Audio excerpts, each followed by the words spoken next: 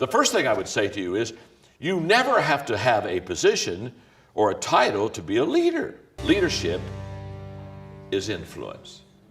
Isn't that true? That's all it is. That's all it is. Leadership, I mean, once you get trying to illustrate and try to define leadership, it's no more than influence. Now, here's what I know about you, Stephen, and here's what I know about everybody in this audience. Every one of you here today, you influence people. You influence people. I've had moms say to me, boy, John, you know, I would read your leadership stuff, but I'm not a leader. Oh, yeah, you are. Influence your family. Of course you do. Hey, you've got influence with your neighbor. You got influence with people around you at the gym. Now, here's what you have to understand. Leadership is influence. It's not title, and it's not position, and it's not some place you are, and you don't have to be in a company and organization. And let me illustrate this. In the last century, not all, but some of the greatest leaders of the last century did not have a leadership position. Mother Teresa.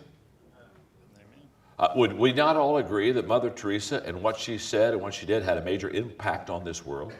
Yes. Mother Teresa, she's a nun in Calcutta taking care of suffering people.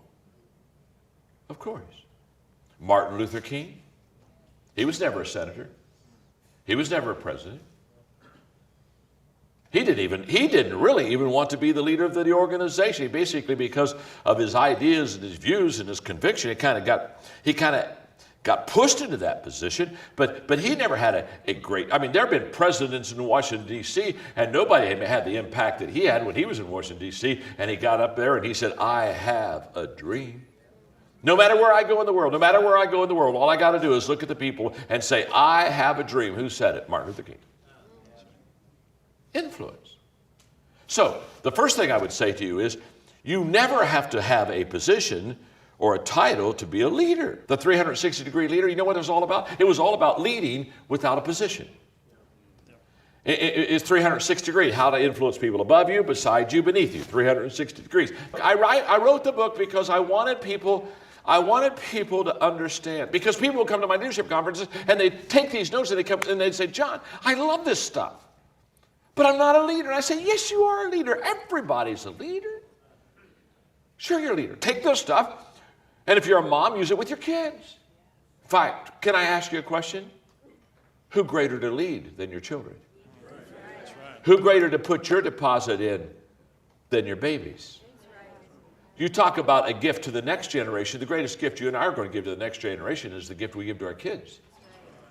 And the better we can train and develop them, the better it's going to be. So we're all leaders. And so, Stephen, I'm passionate about this because people think leadership is just for a select few, when in fact leadership is for everyone. Now let me say one more thing about this. Since leadership is influence, to be a better leader, what do? You increase your influence. So therefore, the more, this is my friend Don. So Don, for example, what I'm saying is, for me to be a better leader with you is to increase my influence with you. And the more that I influence you, the better I'll be able to lead you, and the more easily you'll follow. And so the increase of influence is two ways. It is increasing the influence with one individual and making it greater influence, and it's also increasing the influence with more people. Do you follow me? So you deepen the influence with one, and you broaden the influence with many. And the more people that I influence, the greater my leadership is. And let me just say this, it is kind of an intimate moment just between us. The reason I'm so humbled and honored that you're here is because if I can pour into your life and teach well and share well and give well and serve you well, you're going to leave. I'm not talking to 500 people. I'm talking to 100,000 people, 200,000 people. I may be talking to a million people. Do you see where I'm coming with this? Because see, if I could pour into you and love you and help you and serve you and give to you, and you're writing these notes down, but see, you're not only writing these notes down, while you're writing these notes down, I know what's happening to you, it's going in your heart.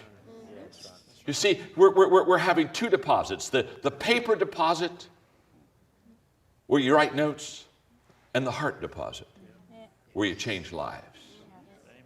And it's always got to go from the notes to the heart. If it just stays on the notes, it's just something you say. But if it gets to the heart, it's something that you become. And I want you to become that leader. And how does that happen?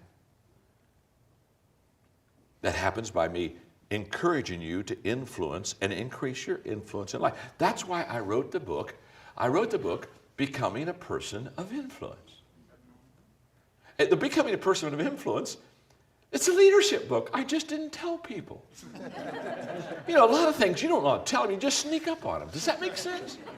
Because if you write leadership, a whole bunch of people say, well, that's a leadership book. That's for somebody in a corporate position. But if you say, here's how you become a person of influence, they say, well, there are people I'd like to influence better. And so they read it. But if you influence people better, you become a better leader. So, Stephen, very simply, it's a great question.